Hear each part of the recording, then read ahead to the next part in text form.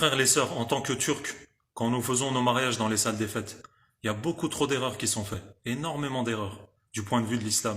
Déjà, j'aimerais commencer par nos darons qui attendent devant la salle pour papoter. Les femmes, tu vois, quand elles arrivent au mariage, les pauvres, elles sont obligées d'essayer de trouver un chemin entre les hommes pour pouvoir rentrer dans la salle des fêtes. Ça, c'est pas gentil, les frères, déjà. Arrêtez de gêner les gens. Mettez-vous dans un endroit où vous gênerez personne, justement. Après, tu rentres dans la salle, tu regardes, la salle, malheureusement, elle est mixte. C'est-à-dire que les hommes et les femmes sont mélangés, alors que dans l'islam, c'est pas acceptable ça. C'est pas une forme de discrimination envers les hommes ou les femmes de ne pas les mélanger. Mais au contraire, c'est pour protéger les hommes et les femmes.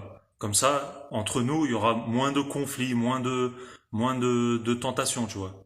Moins de haram. Après, bien sûr, il y a d'autres raisons aussi.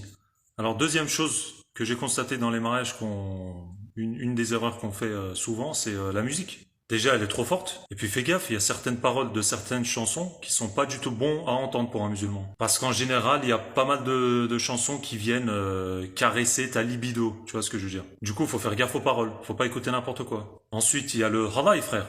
C'est la danse folklorique du monde oriental. Pendant le halay, les hommes le font et les femmes aussi le font, des fois à côté ou devant les hommes. Ça, du coup, ça va pas aussi. Mais pourquoi, frère? Parce que du coup, les femmes ne sont pas forcément habillées de la façon dont l'islam voudrait qu'elles s'habillent. Du coup, il y a un risque pour toi, en tant qu'homme, de voir des choses haram. Et puis les hommes, pareil aussi, des fois, ils mettent des vêtements trop moulants. Du coup, ça non plus, ça va pas. Et puis j'ai vu aussi, des fois, les hommes faire le halal et les femmes le font devant les hommes, tu vois. Mais quand je dis devant, juste devant toi, tu vois, il y a même pas quoi, 2 mètres entre nous. Bah du coup, là aussi, il y a un risque énorme.